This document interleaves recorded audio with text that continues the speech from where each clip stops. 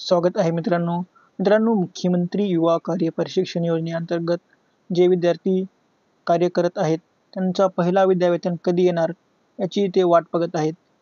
5 October 2024 रोजी जे कार्यक्रम होणार होतं, प्रधानमंत्री यांच्या हस्ते विद्यावेतन सर्वांच्या खात्यामध्ये येणार होतं, ते कार्यक्रमच रद्द झालेला आहे. आता पुढे कधी ते विद्यावेतन खात्यामध्ये येणार आहे या संदर्भात माहिती घेणार आहोत व आचारसंहिताच्या आता काळामध्ये जर पैसा येणार आहे का, त्याआधी जर पैसे नाही आले तर काय संहितामध्ये पैसे येऊ शकतात का, या संदर्भात पण आपण माहिती घेणार आहोत. याआधी जर आपल्या चॅनलला सबस्क्राईब केले नसेल तर लवकरात लवकर चॅनलला सबस्क्राईब करा. मित्रांनो, 5 ऑक्टोबर रोजी प्रधानमंत्री यांच्या हस्ते DBT मार्फत प्रत्येक विद्यार्थ्यांचे ज्यांचं ते इंटर्नशिप करत आहेत त्यांच्या खात्यामध्ये पैसे येणार होते, पण हा कार्यक्रमच रद्द करण्यात आलेला आहे. आता आचारसंहिताच्या आधी खात्यामध्ये पैसे येणार का, हा सर्वात महत्त्वाचा प्रश्न बनलेला आहे. जर आचारसंहितेच्या आधी जर पैसे नाही आले तर काय आचारसंहिताच्या काळामध्ये पैसे येऊ शकतात का, तर या संदर्भात आपण माहिती घेऊ. मित्रांनो, आचारसंहिताचे काही महत्त्वाचे नियम आपण पाहू. आचारसंहितेच्या काळात सरकार हे 5 कार्य करू शकत नाही. हा महत्त्वाचे 5 कार्य सरकार करत नाहीत. मुख्यमंत्री किंवा कोणत्याही मंत्री सरकारी शासकीय वाहनाचा उपयोग करू शकत नाही. म्हणजे जेव्हा आचारसंहितेचा काळ सुरू होतो तेव्हा मुख्यमंत्री व मंत्री शासकीय वाहनांचा उपयोग करू शकत नाहीत. शासन कोणत्याही कर्मचाऱ्याची बदली करू शकत नाही.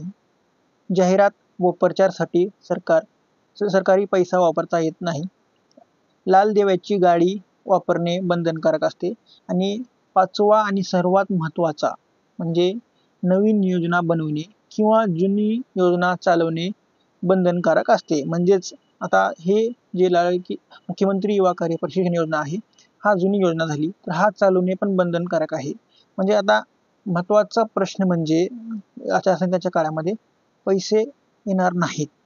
हा निवडणूक आयोगाच्या आचारसंहितेच्या नियमाचा उल्लंघन, जर पैसे आले तर उल्लंघन होणार आहे.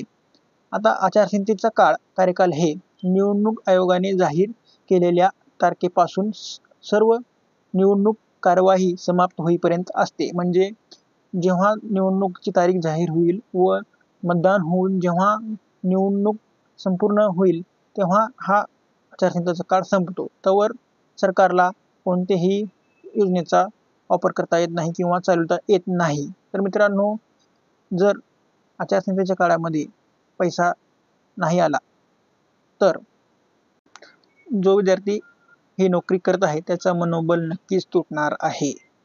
तर मित्रांनो, हा महत्त्वाची अपडेट होती.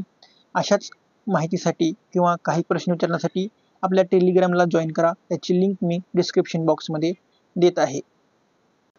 मग तुम्हाला काय वाटतो, आचारसंहितेच्या काळामध्ये पैसे येणार की नाही, किंवा त्याआधी पैसे येणार का, पहिला विद्यावेतन कधी भेटणार, या संदर्भात तुमचं काय मत आहे कमेंट बॉक्समध्ये जर नक्कीच कळवा.